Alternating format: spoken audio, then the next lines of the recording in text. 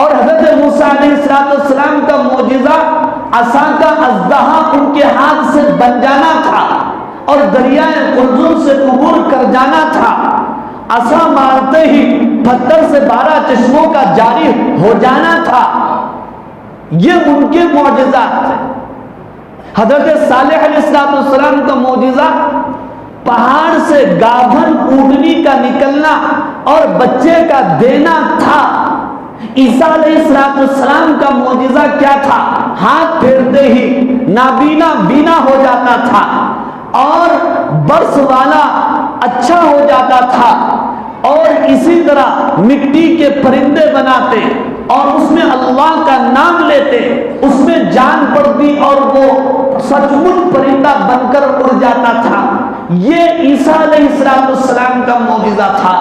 جس طرح اللہ نے اور نبیوں اور پیغمبروں کو معجزات سے نوازا، وہیں پر اللہ نے ہمارے نبی، ہمارے آقا، ہمارے سرکار دو عالم صلی اللہ علیہ وسلم کو کئی معجزات سے نوازا ہے۔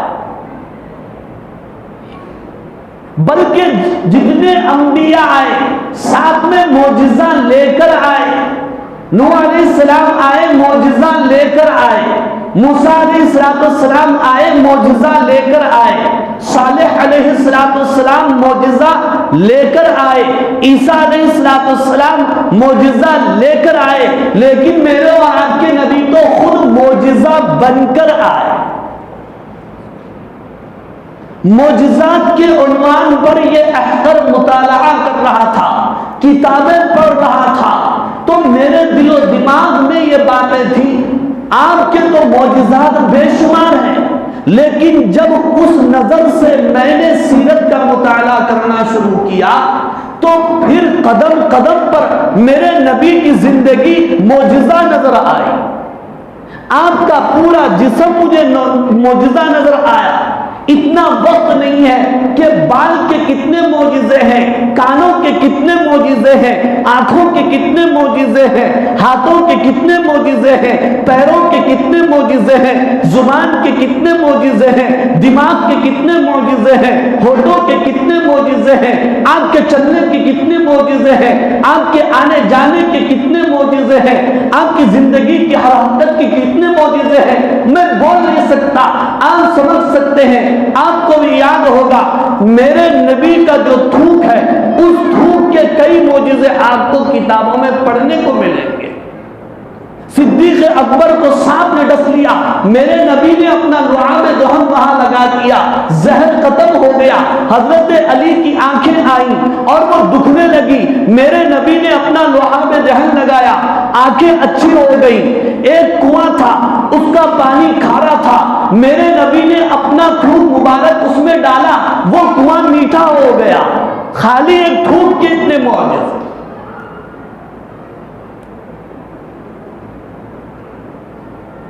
آپ دنیا میں ابھی تشریف نہیں لائے، آپ کی ولادت نہیں ہوئی، ولادت سے پہلے ہی معجزات کا ظہور ہونے لگا تھا، معجزات رونما ہونے لگے تھے۔ عبد المطلب کون ہے؟ بولو بھائی۔ عبد المطلب ہمارے نبی کے دادا ہیں، اونچی شان والے قریش میں سے ہیں، سردار ہیں، حسین اور خوبصورت ہیں۔ ان کی تفصیلات اس وقت بیان نہیں کی جا سکتی، میں صرف ہمارے نبی کی ولادت سے پہلے جو باتیں، جو کرشمے پیش آئے وہ آپ کے سامنے رکھنا چاہتا ہوں۔ آپ جانتے ہیں کہ ایک دور میں مکے میں قبائل کے درمیان لڑائیاں ہوئی، اختلافات ہوئے، جس کے نتیجے میں جو زمزم کا کنواں تھا اس کو پاٹ دیا گیا، اس کو بند کر دیا گیا۔ ایک صدیاں گزر گئی، زمانے بیت گئے، لوگ بھول بھی گئے کہ زمزم کا کنواں کہاں ہے، کسی کو معلوم نہیں تھا زمزم کا کنواں کہاں ہے۔ عبد المطلب خانے کعبہ میں آرام فرما ہے، انہیں خواب نظر آتا ہے، خواب میں حکم دیا جا رہا ہے، برہ کھودو، فلاں چیز کھودو، فلاں چیز کھودو۔ عبد المطلب پریشان ہے، تیسرے چوتھے دن خواب میں پوچھتے ہیں کہ اگر یہ کیا چیز ہے؟ جب من جانب اللہ صاف طور پر بتا دیا جاتا ہے یہ مائے زمزم ہے، اسے تم کھود کر نکالو، اور یہ وہ جگہ ہوگی جہاں کوا آ کر کے چونچ مارے گا۔ عبد المطلب نے اپنے اس خواب کی تعبیر تلاش کی، اور ایک وقت انہوں نے دیکھا کہ وہیں پر ایک کوا آیا، چونچ مار رہا ہے، سمجھ گئے کہ یہی وہ جگہ ہے جو مائے زمزم ہے۔ وہاں پر کھودنا شروع کیا، اکیلے تھے، شاید ساتھ میں ایک بیٹا حارث تھا، تیسرا وہاں پر کوئی نہیں تھا۔ مکے والوں کو معلوم ہوا، وہ بھی ٹوٹ پڑے، کہنے لگے کہ اس فضیلت میں ہم بھی شریک ہونا چاہتے ہیں۔ عبد المطلب نے روکنا چاہا، وہاں پر کوئی ہاتھا پائی ہو گئی، تھوڑا سا مقابلہ ہو گیا، تو اس وقت عبد المطلب نے یہ منت مانگی، اے اللہ اگر آپ مجھے 10 بیٹے دیں گے تو ان میں ایک بیٹا میں آپ کے نام پر قربان کروں گا۔ اللہ تعالیٰ نے ان کی اس منت کو پوری فرما دیا۔ 10 بیٹے ہوئے، اور سب میں چھوٹے بیٹے عبد المطلب کے کون تھے؟ وہ ہمارے نبی کے والد عبداللہ تھے۔ منت پوری ہو گئی، جب ہو گئی تو شرط بھی پورا کرنا ضروری تھا۔ بیٹوں میں کسی بیٹے کو ذبح کرنا تھا، اللہ کے نام پر قربان کرنا تھا، لیکن 10 بیٹوں میں کس کو قربان کیا جائے، کس کو ذبح کیا جائے؟ عبد المطلب نے قرعہ اندازی کی، ڈرا کیا، 10 بیٹوں کا نام ڈالا، تو خدا کا کرنا ایسا ہوا کہ نام میرے نبی کے والد عبداللہ کا نکل آیا۔ ایک بار نہیں، 2 بار نہیں، کئی بار عبداللہ کا نام نکل آیا، اور حضرت عبداللہ عبد المطلب کی آنکھوں کے تارے تھے، لخت جگر تھے، نور نظر تھے، بڑے حسین اور خوبصورت تھے، لیکن منت بھی پورا کرنا ضروری تھا۔ عبد المطلب عبداللہ کو لے کر چلے تاکہ اپنی منت کو پورا کیا جا سکے اور عبداللہ کو ذبح کر دیا جائے، لیکن روایتوں میں آتا ہے کہ بہنیں وہاں پر آڑے آ گئی اور دوسرے بھائی بھی آڑے آ گئے، ایسا نہیں ہو سکتا، آپ ان کی جگہ ہمیں ذبح کر دیجیے۔ وہاں پر کتابوں میں یہ بھی لکھا ہوا ہے کہ ابو طالب نے بہت وہاں پر جو زور کیا اور عبداللہ کو چھڑا لے گئے۔ بعد میں لوگوں نے عبد المطلب سے کہا کہ آپ ایسا کیجئے کہ عبداللہ اور 10 اونٹوں کی قرعہ اندازی کیجئے، اس لیے کہ اس دور میں ایک آدمی کی جان کا بدلہ 10 اونٹ تھے۔ عبد المطلب کو کچھ بات سمجھ میں آئی تو عبد المطلب نے قرعہ اندازی کی، ایک طرف 10 اونٹ تھے اور دوسری طرف عبداللہ کا نام تھا، لیکن اس مرتبہ بھی بار بار نام کس کا آ رہا تھا؟ عبداللہ کا آ رہا تھا، یہاں تک کہ 100 اونٹ جب ہو گئے تو اس کے بعد اونٹوں کا نام آیا، پھر عبد المطلب نے 100 اونٹوں کی قربانی کر ڈالی۔ یہ ہمارے نبی کی ولادت سے پہلے جو معجزات کا ظہور ہو رہا تھا، اور عبداللہ کا نکاح بھی جو ہوا وہ بڑی شان سے ہوا، نور نبوت ان کے چہرے پر چمکتا تھا، پیشانی پر نمودار تھا۔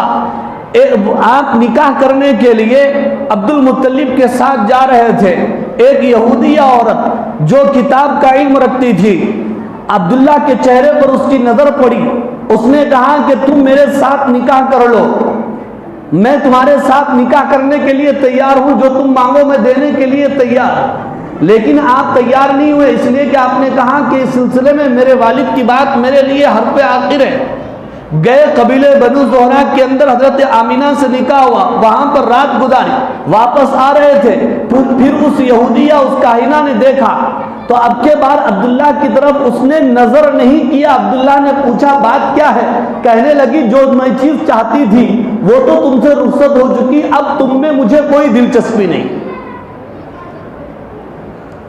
پھر ہمارے نبی کی ولادت وہ بھی پورا معجزہ ہے، اس لیے سرکار دو عالم صلی اللہ علیہ وسلم نے بیان فرمایا انا دعوت ابراہیم، میں حضرت ابراہیم علیہ السلام کی دعا کا نتیجہ ہوں۔ ابراہیم علیہ السلام خانہ کعبہ کی تعمیر فرما رہے تھے اور دعا کر رہے تھے، اے اللہ میری قوم میں ایک نبی اور رسول کو بھیج دے جو ان کے سامنے آپ کی کتاب کی تلاوت کرے، ان کی تربیت کرے، ان کا تزکیہ کرے، ان کو حکمت کی تعلیم دے۔ 1000 سال کے بعد دعائے ابراہیم قبول ہوئی اور حضور اکرم صلی اللہ علیہ وسلم 12 ربیع الاول کو دنیا میں تشریف لائے۔ حضرت آمینہ کہتی ہے کہ جب مجھے آپ کا حمل تھا تو عام عورتوں کی طرح مجھے نہ کوئی دقت، نہ کوئی تکلیف، نہ کوئی پریشانی، نہ کوئی اس کا احساس ہوا، بلکہ ایک نور، ایک روشنی میرے پیٹ سے نکلتی تھی اور میری نظر جہاں جہاں تک جاتی تھی وہاں وہاں تک وہ روشنی پھیلتی چلی جاتی تھی، اور اس میں مجھے قیصر و کسریٰ کے محلات نظر آتے تھے۔ آپ کی ولادت ہوئی، بڑی شان سے ہوئی، بچہ جب پیدا ہوتا ہے تو اس کے بعد ختنہ کی جاتی ہے نا، لیکن کتابیں اٹھائیے اور پڑھ جائیے اور ہمارے نبی کا معجزہ دیکھیے، آپ ماں کے پیٹ سے مختون یعنی ختنہ شدہ پیدا ہوئے۔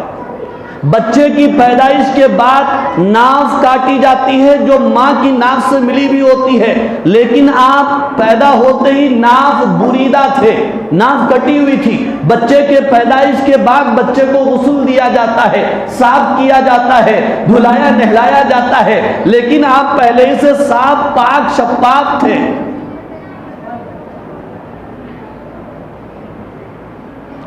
حضرت آمینہ فرماتی ہیں کہ آپ کی ولادت ہوئی، ایک بادل آیا، وہ بادل آپ کو اپنے اندر سمو لیا اور اس کے اندر سے آواز آئی طوفوا بہ مشارق الارض و مغاربہا، کہ اس بچے کو مغرب اور مشرق میں چکر لگا تاکہ دنیا جان لے کہ یہی وہ بچہ ہے جس کے لیے کائنات بنائی گئی۔ یہ آپ کے ولادت کے وقت کے معجزات، کنگرے گر گئے، جتنے بت تھے وہ گر گئے، بعض جگہ زلزلے برپا ہو گئے۔ ایران میں ایک آتش کدہ تھا جو 1000 سال سے مسلسل جل رہا تھا، کبھی اس کی آگ اس کے پجاریوں نے بجھنے نہیں دیا تھا، لیکن جس دن ہمارے نبی پیدا ہوئے وہ آگ خود بخود بجھ گئے، اور کسریٰ کے جو 14 بالکونیاں تھے وہ بالکونیاں تھیں وہ گر گئی۔ جس رات آپ پیدا ہونے والے ہیں اس شام میں ایک یہودی لوگوں سے پوچھتا پھر رہا ہے مکے میں کہ بتاؤ آج کوئی مکے میں بچہ پیدا ہوا ہے؟ لوگوں نے کہا کہ نہیں معلوم۔ محفل سے اٹھ کر لوگ اپنے اپنے گھر چلے گئے، گھروں میں معلوم کیا تو بعد میں پتا چلا عبد المطلب کے گھر ان کا پوترا پیدا ہوا۔ لوگ دوڑے ہوئے گئے، اس یہودی عالم کو بتایا، وہ آیا اور کہنے لگا مجھے بچے کو دیکھنے دو۔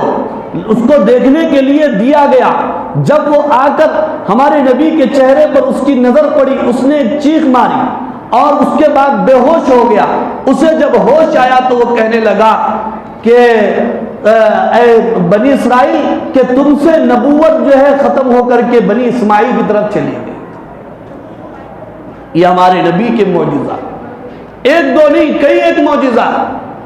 جیسا کہ میں نے ابھی کہا کہ اللہ کی پہچان اللہ کی مخلوقات پر غور و فکر کرنے سے ہوتی، اور نبی کی پہچان نبی کی معجزات پر غور و فکر کرنے سے ہوتی۔ دنیا بھر کی بے شمار باتوں کا ہمیں علم اور بے شمار واقعات کا علم، لیکن ہم نبی کی معجزات سے واقف نہیں، تو نبی کی عظمت، نبی کی محبت، نبی کی کا مقام و مرتبہ دل کے اندر کیسے بیٹھے گا؟ پھر آئیے دودھ پلانے کا جو زمانہ ہے وہ بھی عجیب و غریب ہے۔ مکے کے اندر باہر سے دودھ پلانے والی عورتیں آئیں، مالدار گھرانوں سے مالدار بچوں کو پیسے کی لالچ میں لے کر چل پڑی۔ ادھر حلیمہ کچھ آخر میں آئی، اس لیے کہ ان کے پاس جو اونٹنی تھی سواری وہ لاغر اور دبلی تھی، زیادہ تیز رفتار دوڑ نہیں سکتی تھی، وہ جو ہے کیا کرتی، آخر میں حضور اکرم صلی اللہ علیہ وسلم کو گود لینا پڑا۔ لیکن معجزے ایسے ظاہر ہوئے ان کی عقلیں دنگ رہ گئی۔ جو سواری کچھ دیر پہلے سست رفتار تھی اب سبک رفتار بن گئی، جو کچھ دیر پہلے لاغر اور دبلی اور مریل تھی اب جاندار اور قوت دار بن گئی، اور جس کے تھن سوکھ گئے تھے دودھ اس کی تھن میں نہیں تھا، اب وہاں لبالب دودھ آ گیا تھا، اور یہ ایسی تیز رفتار کے ساتھ سواری دوڑ رہی تھی کہ حلیمہ اپنے ساتھیوں کو پالی، نہ صرف پالی بلکہ آگے نکلنے لگ گئی۔ ساتھیاں پوچھنا شروع کر دی حلیمہ تو ہی ہے، یہ سواری وہی ہے؟ کہنے لگی کہ میں وہی ہوں، سواری بھی وہی ہے، لیکن سوار بدل گیا، اب میں رک نہیں سکتی۔ ادھر اللہ تعالیٰ نے حضرت حلیمہ کے مکان پر رحمتوں کو، برکتوں کو اور سعادتوں کو حکم دیا کہ ڈیرا ڈال دو۔ وہاں پر جب حضرت حلیمہ حضور کو لے گئی، گھر پورا سرسبز و شاداب ہو گیا۔ وہ بکریاں جن کو چارہ نہیں تھا، وہ بکریاں جو دبلی تھی، وہ بکریاں جن کے تھنوں میں دودھ نہیں تھا، حضور کے قد مبارک پڑتے ہی معجزے کا ایسا ظہور ہوا بزرگوں اور عزیز دوستوں کہ لوگ مکے کے پریشان، یہ کیا ہو رہا ہے؟ حلیمہ کی بکریاں کہاں چرنے کے لیے جا رہی ہیں؟ وہ بھی اپنی بکریوں کو وہیں پر بھیجتے، لیکن ہوتا یہ حضرت حلیمہ کی بکریاں شام میں سیراب ہو کر آتی، خوب کھا پی کر آتی، موٹی اور تازہ ہوتی، خوب دودھ دینے لگتی، لیکن ان کی بکریاں دودھ نہیں دیتی، اس لیے کہ ان کے گھر میں ہمارے نبی کے قدم مبارک نہیں تھے۔ ہمارے نبی کا معجزہ میں آپ کو بتاؤں، آپ نے حضرت حلیمہ کا دودھ پیا، صرف سیدھی جانب سے پیا، دوسری جانب سے آپ نے دودھ نہیں پیا۔ علماء اکرام بیان فرماتے ہیں اس لیے کہ دوسرے جانب ایک دوسرا بھائی بھی تھا، وہ دودھ پیتا تھا، آپ صلی اللہ علیہ وسلم نے اس کا حصہ اس کے لیے خاص کر دیا تھا، آپ صرف اپنے حصے سے پیتے تھے۔ اس ایک واقعے میں جہاں ہمارے نبی کا معجزہ ہے، وہیں پر ہمارے نبی بچپن ہی سے دنیا کو انصاف کی تعلیم دے رہے، عدل و انصاف کی تعلیم دے رہے۔ اسی دوران وہ شق صدر کا بھی واقعہ اور معجزہ پیش ہوا۔ آپ بکریاں چرانے کے لیے اپنے بھائی کے ساتھ جاتے، بہن کے ساتھ شیبہ کے پاس ساتھ جاتے، فرشتے آ گئے، آپ صلی اللہ علیہ وسلم کو لٹایا، سینہ پھاڑ دیا اور سینے کو خوب دھویا، اس کے اندر جنت کی چیزیں ڈال دیں۔ یہ سب کیا ہے؟ ہمارے نبی کا معجزہ ہے۔ حضرت شیمہ ایک مرتبہ حضور کو لے کر چلی گئی، حضرت حلیمہ پریشان، دوڑتی ہانپتی کانپتی شیمہ کے پاس پہنچی تو حضور بھی ساتھ میں تھے۔ وہ کہنے لگی شیمہ سے کہ تو محمد کو ساتھ میں کیوں لے کر آئی ہے؟ دیکھتی نہیں ہے کہ دھوپ کتنی ہے؟ شیمہ کہتی ہے امی جان دھوپ کی آپ کیا بات کر رہی ہیں، میں تو اپنے بھائی کے اوپر ہمیشہ ایک بادل سایہ فگن دیکھتی ہوں، اس لیے پریشان نہیں ہوتی۔ بزرگوں اور عزیز دوستوں، ایک نہیں قدم قدم پر معجزے آپ کو ملیں گے۔ یہ معجزات کا انتخاب ہے صرف آپ کے سامنے۔ کتابیں اٹھاؤ، ربیع الاول کا مہینہ ہے، حضور کی ولادت کی خوشی اور مسرت ہر ایک کو ہے، لیکن ظاہر بات ہے جب ہم اپنے نبی کی معرفت حاصل نہیں کریں گے، نبی کو نہیں پہچانیں گے، نبی سے محبت کیسے پیدا ہوگی، نبی سے عشق کیسے پیدا ہوگا، ہم نبی کی اطاعت کیسے کریں گے؟ اس لیے بزرگوں نے جو بیان فرمایا ترتیب یہ ہے، اطاعت کے لیے محبت ضروری ہے، محبت کے لیے معرفت ضروری ہے۔ معرفت کا مطلب پہچان ہے، اللہ کی پہچان اللہ کی مخلوقات سے ہوتی ہے، نبی کی پہچان نبی کے معجزات سے ہوتی ہے۔ اس لیے نبی کے معجزات کا علم بھی ہونا چاہیے۔ ایک نہیں، وقت نہیں ہے، وقت ختم ہو گیا انشاءاللہ۔